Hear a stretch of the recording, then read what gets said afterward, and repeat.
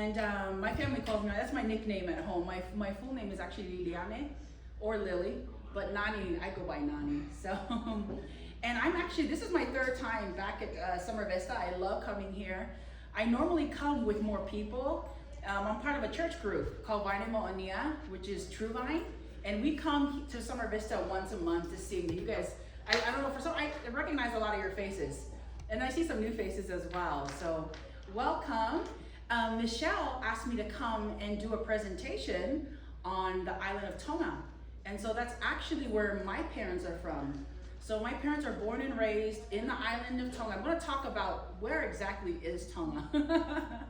I was born in Salt Lake City, Utah. Totally different world. But it's a beautiful state. So I'm a first generation Tongan American. But I'm very proud of my heritage and proud of my culture. And so I'm excited to be here and share a little bit of Tonga with all of you. So this is actually just a small picture of one of the islands of Tonga. But Tonga is actually an archipelago, consists of 170 different islands. But only 36 of them are habitable. So people only live on 36 of those islands, 36 out of the 170. So anyway, we'll go ahead and get started. But before we do that, can I say prayer for you guys before we get started? Yeah. Great. Okay, let's go ahead and start with a word of prayer. Dear Heavenly Father, Lord, we praise you and we thank you so much, Lord, for your faithfulness day in and day out. We thank you for our eternal salvation in Christ. And I pray, Lord, that you'll be with all the Summer Vista residents that are here, Lord, and I thank you for each and every one of them. Be with me and also Ishika, who's also recording, Lord, and we thank you for this opportunity. And even our presentation of Tonga may still glorify you. We say these things in your name, we pray. Amen. Amen. All right, so let's get started. So I'm going to talk about the Kingdom of Tonga. It's still a kingdom. Even till this day, they still have a king and queen. They still have a monarchy. So, but before we get started, I'm going to show you guys how to say a greeting in the Tongan language. We technically don't have a word for hello, but we have a phrase, and it's how you greet people in Tonga. So the way to say that is malo e lele. So it's actually 3 words. Malo e lele. So you guys are really fast. You guys pick up really quick. Sounds like you guys have done this before. So if I say malo e lele, you guys say malo e lele. Very nice. Great job. So that's our Tongan greeting, and that's how you normally would say hello to someone in Tonga, or any Tongan anyway. So you know when my church group comes back to sing in 2 weeks, you guys can surprise them and say, malo e lele, and they'll be really impressed. So that's how you say hello in the Tongan language. Now, before we get into Tonga itself, I wanted to explain the oceanic countries. And these are different islands scattered all throughout the Pacific Ocean. So if you'll notice here in the middle, oh, I don't know if it works on that. Can't really see it here. Tonga's right there, right in the middle. But anyway, there's the equator that runs across right here. So just right above the equator, this purple region, there are islands in that region that we know as the Micronesian Islands. Micro meaning small, but they're also isolated and they're spread out. So they're far apart. But they're known as the Micronesian Islands. Some of the island countries that are in the Micronesian region would be Marshall Islands, Guam, Palau, Federate States of Micronesia, and the Mariana Islands. So those are some of the islands that are in the Micronesian region. Now, right underneath that equator, if you go south of the equator, you have this green section here, this green region. That's known as the Melanesian Islands. Melanin comes from the word melanin. So the Pacific Islands that are in this region, they're more darker complected. It's very similar to African or Black people. So they have the same hair texture, the skin color darker toned. But some of the islands that are in that region would be Papua New Guinea, Solomon Islands, Fiji, New Caledonia, Vanuatu. Those are some of the islands that are in the Melanesian group. Then you have this large yellow region right here that's known as the Polynesian Islands. And there's several Polynesian islands. We have Tahiti, Moorea, Tonga, that we're going to talk about today, and that's where my parents are from. And then we have Samoan Islands. How many of you guys are familiar with Dwayne Johnson, the wrestler, The Rock? Mm-hmm. some of you are familiar. His mom is from Samoa, so she's also a Polynesian Pacific Islander as well. So, but you'll notice Tonga is actually just there's specks on the map, on the globe. It's kind of hard to see. But anyway, we'll get into Tonga. So does that give you guys a better idea of some of the oceanic countries and island countries that are in the Pacific Ocean? The Pacific Ocean is massive, so there's a lot of island countries. But anyway, just to give you a better idea of where Tonga is located, you have the United States up here, there's Los Angeles, you can take a 5-hour flight to Hawaii. How many of you have been to Hawaii? Wow, several of you have been to Hawaii. So Hawaii is also considered one of the Polynesian islands as well, but it's also the 50th state in the United States. You can take a few hours flight to the Samoan Islands. Tonga is further south. It's like almost 2 hours south of Samoa. And then even further south, you have Auckland, New Zealand down here, and then off to the southwest, you have Australia. So Tonga is right in the middle. So tiny little island. So then next time you happen to just run into a Tongan, you can say, I actually know where Tonga is. Now, a lot of the Tongans are more common to the western side of the United States because it's close to Arizona, Washington. It's kind of bordering the Pacific Ocean. So it's rare to find a Pacific Islander out here in Florida, but I've seen a few, apart from my church group, of course. So. Now moving on, now we're going to get into Tonga now. Now you guys have a little bit of an idea of where it's located.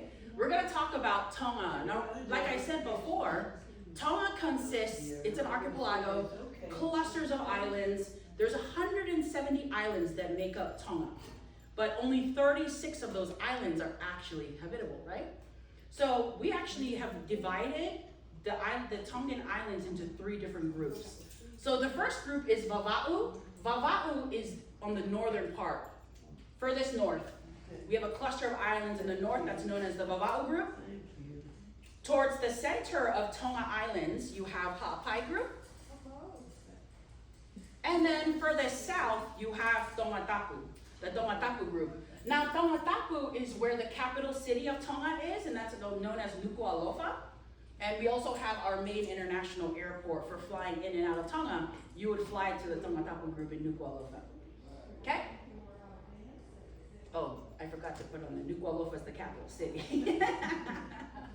So we have the Vava'u group in the Tonga Islands, we have the Ha'apai group, and we have the Tongatapu group. My mom is actually from Vava'u, so she's further north from those islands up north in Tonga. My father is from Tongatapu, further south. I guess opposites really do attract somehow. And now we're going to talk a little bit about the Tongan history. So the very first king of Tonga is known as King Siausi Tupo Uluwaki. Siausi means George. He actually adopted the name from King George III for Britain. So he becomes king in 1845. The pretty neat thing about King George, by 1875, he was able to unify a lot of the Tongan islands and bring them together, make them united. And because of that, he was able to adopt the constitutional monarchy for the islands of Tonga. So Tonga becomes what we know as the Kingdom of Tonga. 1900, the neat thing is, King Tupo's secretary at the time was Shirley Baker, very wise woman who helped him be able to actually sign peace treaties and friendship treaties with Germany, Great Britain at the time, and also the United States of America.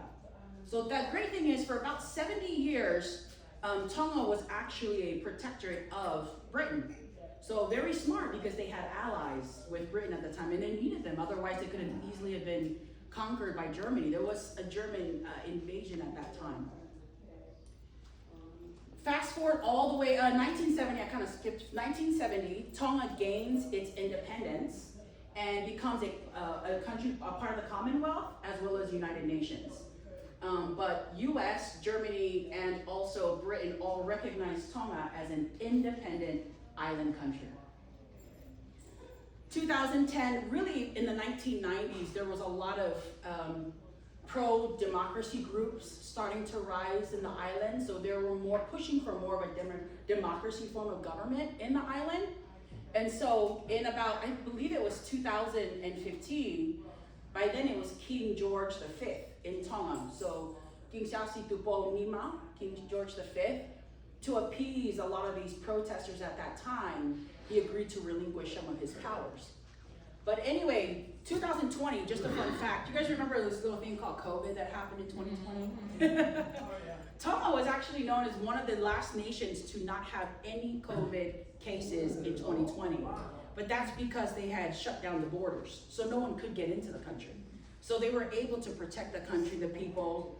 But it wasn't until there was actually an active volcano that erupted in 2022, and because of needing foreign aid, that's people who were bringing in foreign aid also brought the COVID with them as well. So they started to see cases in 2021 and 2022. So anyway, that's just very brief history in a nutshell about Tonga. We're gonna go ahead and move on to some Tongan facts. Tonga is predominantly a Christian nation. I've been to Tonga several times. When King George I became king, he was also converted. At that time, a lot of the Tongans they worship nature into a lot of idolatry and other pagan idols as well. But he was converted to what they called at the time the Free Wesleyan Church, also Methodist, United Methodist now. But anyway, because of him converting, over time, the Tongan country eventually became more of a Christian nation. So even till this day, it's still about 80%. Different doctrines, you would talk, there's Free Wesleyan, but then there's also Roman Catholic, and then also other Protestant Christian faiths as well in the country. In Tonga, on Sunday, majority of businesses are closed. They're shut down. So I think they only have the bakery open a couple of hours in the morning, but other than that, you won't find much open in Tonga on a Sunday. They still honor and respect resting on Sunday. So biblical, they believe in that biblical principle as well. The official language in Tonga is the Tongan language. And then the second most spoken language in Tonga is English. So that's also taught in primary, secondary, and also in the universities there in Tonga as well. The currency in Tonga is called the Tongan Ba'anga. So we have right now, if you can, as of yesterday, when I checked the currency exchange rate for the US dollar versus Tonga, $1 US will equal 2.39 Tongan Ba'anga. So you actually get double the amount when you go to Tonga. So the US dollar is still pretty strong. And last, agriculture, timber production, livestock raising and fishing, that contributes primarily to a lot of Tonga's economy. So that's how they make their money in the country. So, all right. Now we're gonna talk about Tongan food. This is my favorite part. Tongan people love food. Pretty much anything that you can catch and find in the ocean, if it's not poisonous, we'll eat it. So over here to your left and to my right, this is actually coconut cream, onions mixed with, guess what? What does that look like? It's octopus. The Tongans love octopus. So in our language, we call it feke. Feke means octopus. So we call it lolo'i feke. It's octopus and coconut cream or coconut milk. So it's a delicacy in Tonga. Now here to your left, or to your right, we have, this is actually lamb meat. That's very common in Tonga. They eat a lot of lamb meat, as well as, this is what we call manioke, or also cassava or yuca. So I don't know if you guys, it's a tubular root that grows in the ground, but we're very used to eating cassava, as well as yam and many, many other starchy root vegetables. In Tonga, when we like to have very big feasts, and we call that a kaipola. It's like have you guys seen some of the luau's that are in Hawaii? Pretty much the same thing, with the pig and everything. But I thought this was a pretty cool picture. This is actually Queen Elizabeth right here. She's in Tonga, and she's at a Tongan kaipola.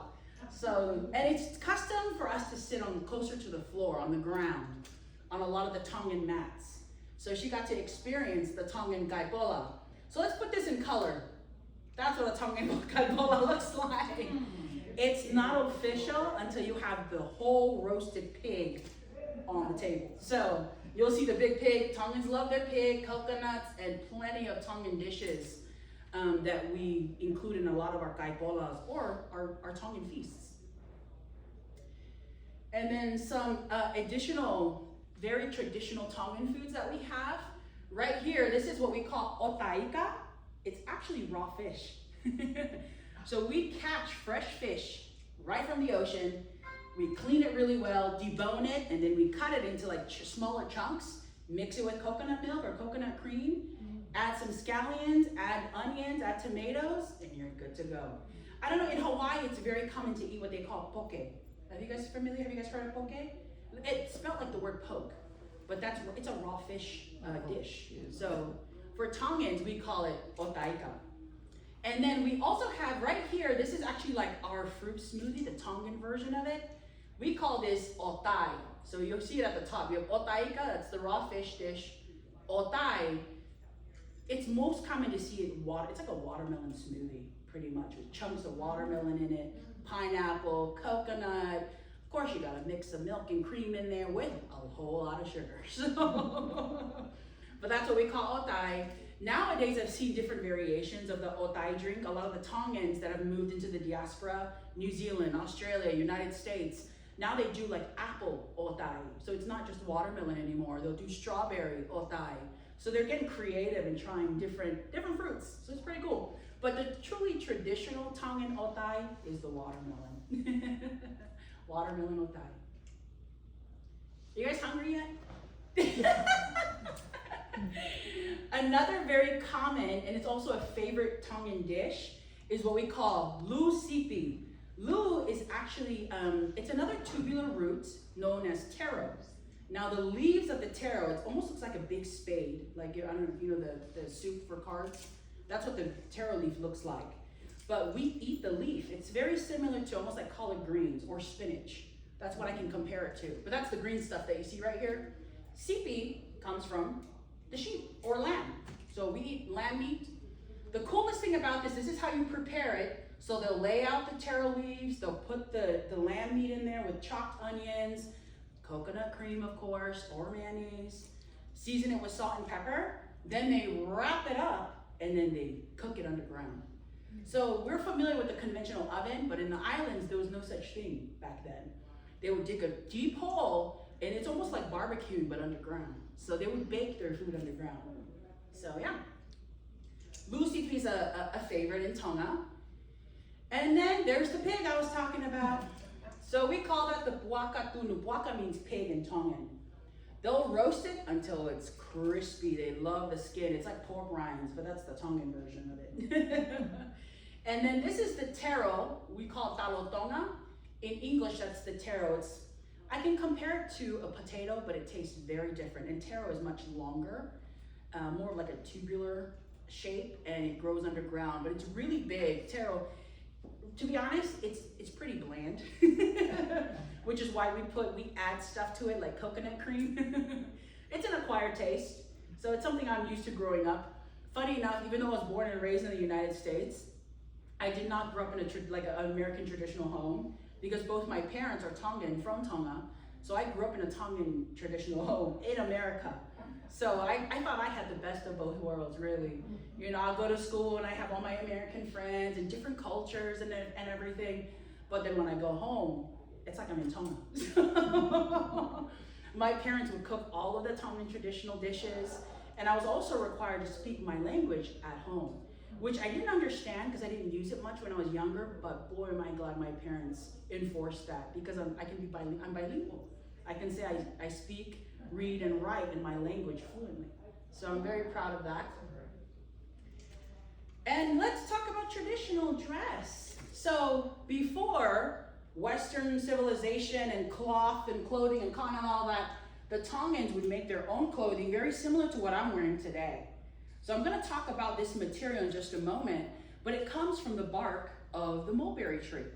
So that's what we make it out of, but I'm going to get into that in just a moment. But men had their own type of, we call it like a tapa or a tauvala, and then the women had their own. When they get married now, a lot of the Tongans, nowadays, it's up to the couple, and a lot of Tongans will marry. You have a lot of interracial marriages too, which is a beautiful thing, but it's up to the couple. If the Tongan guy or the Tongan girl wants to still wear their traditional wear, they'll wear it on their wedding day, but it's not a common thing anymore.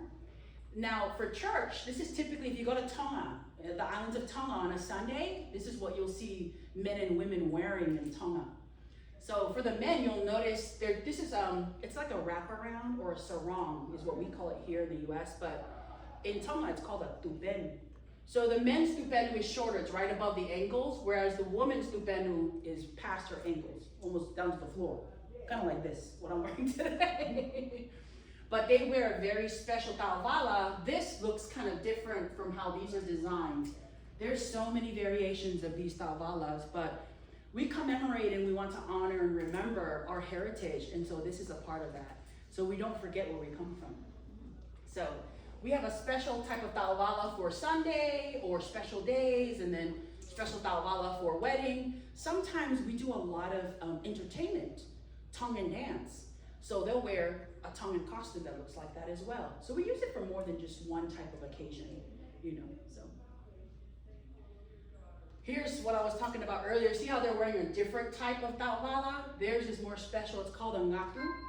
The coolest part is in Tonga, before clothing and, you know, Western influence and all of that, this is all we would wear. This would be our clothing. It would also be our blanket. And then we have different varieties where it's thicker, and we have mats that look similar, but they're different. The mat is sturdier, and it's meant for the floor. You know, that's what we would sleep on. So, and then we have the soft ta'avala that we actually wear or use as a blanket. And then here we have the ngatu, which is what the men are wearing. They're doing a warrior dance. So that's what they're doing right here. And then more pictures. This is what women will traditionally wear in Tonga. If the king is there or any of the royal family, out of respect, we would wear a Tongan traditional wear a ta'avala. That's a must. If you're going to a Tongan church on Sunday, you would wear your ta'avala. Weddings, special occasions, we would also wear our ta'avala, just like you see up here with the women here. Here are the young men. You'll notice all of their tupenu is shorter. It's like closer to the shin. And then the children here are also wearing Tongan traditional Tongan attire as well. Now in Tonga on Sundays, the first Sunday of May, every year, we call it the Children's White Sunday. They wear all white, just like the kids up here, then they wear all the Tongan ta'avalas and everything. In Tongan it's called whakame, but it's a day where we celebrate children, and they actually lead the church services with reading the hymnals, reading the scriptures throughout the program. Sometimes they'll sing different special music numbers, or they'll reenact and do different skits from the Bible. But that's very common for a lot of the Tongan churches. So even our church here in Pensacola, we also do whakame as well for our children. So we want to pass on that tradition, that Tongan tradition. So it's almost like a children's Sunday, so to speak.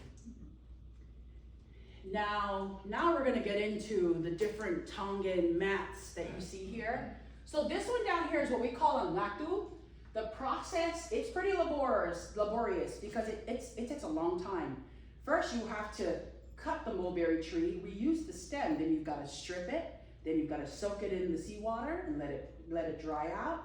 Then you've got to pound it flat, and that's how you create the flat tapa cloth. We call it tapa cloth, T-A-P-A, tapa cloth.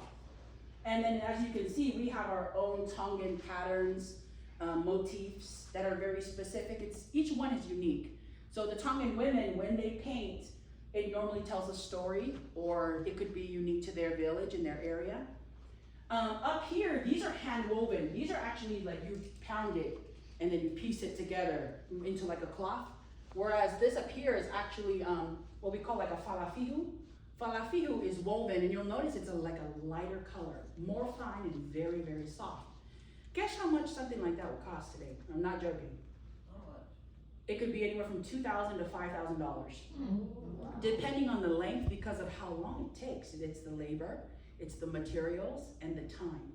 So, and it's more rare. It's very rare to find true, authentic Tongan tapa cloth. You know, or these woven mats. It's not. You see a lot of knockoffs, and in countries like China and Indonesia, they can duplicate them. They've caught on to the fact that Tongan people they love buying Tongan like treasures, and if they can save money, they'll get the fake stuff. But the real authentic Tongan stuff is very, very expensive. Why does it matter to the Tongans? Because it's a traditional gift that you would give out of respect. or even just cultural wealth. So especially when you have a Tongan family, their daughter is marrying a Tongan man, that's a traditional gift. And very, very long tapa cloths. They'll do things like that for like royal ceremonies, where it goes on, it could be miles, you know, but they work on that stuff years in advance. So, and then they have more colorful ones like what you see here. This is what typically what you would see at a Tongan wedding. They're gonna bring all these colorful mats. Now you guys know what they're for, they're traditional gifts. But these are worth hundreds, if not thousands of dollars. So it does have value, especially to the Tongan people. Next, we're gonna talk about leis. In Hawaii, you guys see a lot of those floral necklaces that people wear, they put it on you. Tonga, we have our own, it's called kahoa lei. Kahoa means necklace. Lei, that word is used all over the South Pacific. A lot of the islands use that word. Hawaii uses lei. Samoa uses lei. Lei means a garland. So it's like a garland of flowers that you wear. So ours is called a sisi or a kahoa lei. I like sisi, it's easier to remember, easier to say. Now here in America, we don't always have access in a lot of the states, and flowers can be very, very expensive, especially to make something like this. We don't have access to a lot of native flowers that are in Tonga. So what we do is we improvise. We actually improvise and we create them out of candy. You can do all sorts of stuff. But we use them specifically as gifts. It's just like saying congratulations, or it's a handmade gift from you to the person, your loved one, letting them know, wishing them well on their wedding day, or it could be their birthday. So, but it means a lot, especially in the islands. It's something that you make with your hands. You know, there's a lot of thought and time that goes into it when you give it to that person. It could be a visitor that's coming, you know. But here in the US, it's very common for graduation time. If you guys are out west in California, in Texas, a lot of the Polynesians, they make these leis, but guess what they use? Candy or money. They'll use dollar bills. It looks something like that. So she's wearing necklaces of like, there's even like some of the candy that's here, but she's also wearing, it looks like flowers, but they're made out of dollar bills. Yeah, and she even has money on her head too. So if you wear it on your head, it's called haku, but if you wear it on your neck, it's called a lei. You know, in Tongan, sisi. Oh, sisi. There's me with my parents. They made a whole bunch for me as well when I graduated from college. I graduated from Pensacola Christian College in 2011. And then I also did my master's degree there. I did my MBA, and I graduated in 2014. So I got to go through this special experience twice. So, of course, my parents, I'm the oldest, I'm the firstborn in my family, so my parents, they went all out when I graduated, and I loved it. So I was looking for the money ones, I didn't really see those, but that's okay. We had a graduation party afterwards anyway. So yeah, that's my dad here, and there's my mom. My dad actually passed away in January this year, and he was the senior pastor of the church that I'm a part of now. So even though, and that's why I'm wearing black. So in our culture, when your parent, and whether it's a father or mother, if they pass away, a part of what we call our mourning and paying respects in remembrance of him, we wear black. So I actually wear black for an entire year, just to mourn my father. And I cut my hair. So in the islands, they say for an island woman, her hair is her crowning glory. My hair was like down to here. But when my dad passed away, we cut it off. So actually, my sisters and my brothers, we all cut our hair. My brothers didn't have much to cut anyway, but my sisters and I, we had very long hair, so all of our hair is pretty short. But I have to say, I like the short hair though. It's a lot easier in this weather. So anyway, I'm gonna show you guys more pictures. These are the candy leis. So you get to make necklaces out of candy. So guess what we're gonna do today? I'm gonna show you guys how to make these candy leis. Are you guys excited to try that? Sure. It's actually a lot easier than you think. It's only 4 steps. So it looks hard and complicated, very easy. So right now we're actually going to, that pretty much ends my presentation. Malo apito means thank you very much. And ofatu means much love. So much love from Nani to all of you. So, do you have a question? Yes. Yeah. Since it's in the middle of the Pacific Ocean, how'd they get there and who were they? There are voyagers, and we believe, I've done a lot of study on this on myself because I'm very curious. Well, how did these big islanders end up on these tiny islands? They're massive. Because, I mean, Tongan people, my brothers are very tall. They're 6'3" and 6'4". And we have big boned, we're muscle mass, big people. But it's like, I know we didn't originate from those islands. Where did we come from? It's believed that we come from Eastern Asia. So the Mongols, I don't know if you've heard of the Mongol Empire. They believe the Tongan people are descendants of the Mongols. And before the Mongols, you're tracing back all the way back to the old Hebrew generation in the Old Testament. Population. Right now, I would say majority of them are overseas now. There's not much, you can't really go far as schooling goes. You can go up to university. We have an accredited university. My parents actually met in the United States. Their families migrated from Tonga to the United States at different times, and my parents met in church. And so they only met for 3 months and they got married. I guess they knew. I'm grateful I won't be here. What was the capital, the capital? What would the population be there? Nuku'alofa has the majority of Tongans that live there. So maybe out of the 300,000, 2/3 would be staying in the capital city. So that's where most of the commerce is taking place. If you're looking for work, you would find it in the capital versus the other island groups. Like my mom is from Vava'u group in the north. Even she moved from there to go to Nuku'alofa to go to school. The schools were better there as well. So, Do you have room to grow things? a lot of agriculture, yes. Technically, all land is owned by the monarchy in Tonga, technically. And what they'll do, men that are over the age of 16, they normally would give them about, I would say 7.5 acres of land that's given to them by the royal family, but that's declined over the years too. There's more people, but a lot of people are leaving. Agriculture is not what it used to be. You know, it was the way of life back then. Polynesian families are known for having a lot of children. My mom is one of 10. My dad has 10 siblings as well. So they needed the children to help with the labor, with the farming, you know? So it was helpful, but times have changed so much. So especially now that they've moved here, my parents moved to the United States. My dad still has land in Tonga, so we still go back. We still get to visit. So yeah, those are great questions. Any other questions? Are you guys excited? You guys want to start making some candy leis now? All right. So we're going to pass out the materials. It's very easy, so don't be afraid, okay? We're going to pass out. Now, I'm going to go back and show you guys the picture. That way you'll see it all kind of come together. So you're going to start off with a strip of plastic wrap about this long. And then what you're going to do is you're going to line candy. We're going to pass out candy. Do you guys just want to make one necklace, or do you guys want to make more than one? Let's start with one. Okay, we'll do one per table. We'll make it easy. Don't be eating it. You gotta make a lay out of it. No problem. There's a lot of candy. We're gonna make one of those candy leis up there. So, I'm gonna explain what you guys are doing with the plastic wrap. Yeah, it could be either way. So what you're gonna do now is you're gonna take your candy and you're gonna line them in the middle, in the center of the plastic wrap, long ways. But you'll want at least 3 finger widths apart, the candy. So at least 3 finger widths between each piece of candy. So what you'll do is you'll start just like she said, I'll line it up just like that. 3 fingers. Just like that. Okay? Correct. Yes, ma'am. Okay.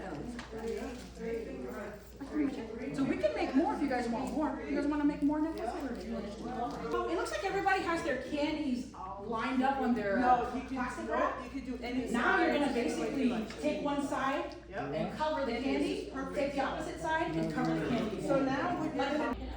So we just finished our presentation, and there's our first table over here with their lei.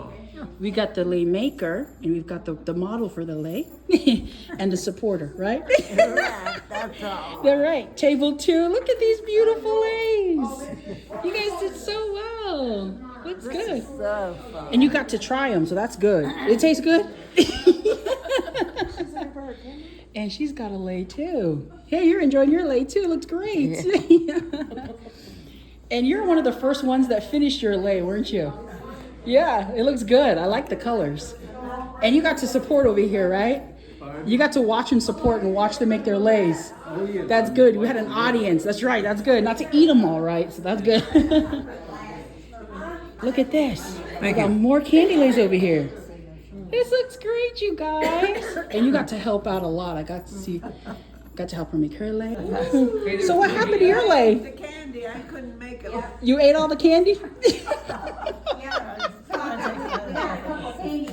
Okay, I guess we can't all be candy like lei wearers, right? Some have to eat them too. So we have eaters and we have people who wear them, right? People eat them and people who wear them. And our last table over here. Mary over here with her lei. Look at how pretty. Look at how pretty. Those leis look really nice, ladies. You guys did great. And you got to try them too, didn't you? You have to take a pick on my stomach. That's Okay. where my candy is. Okay.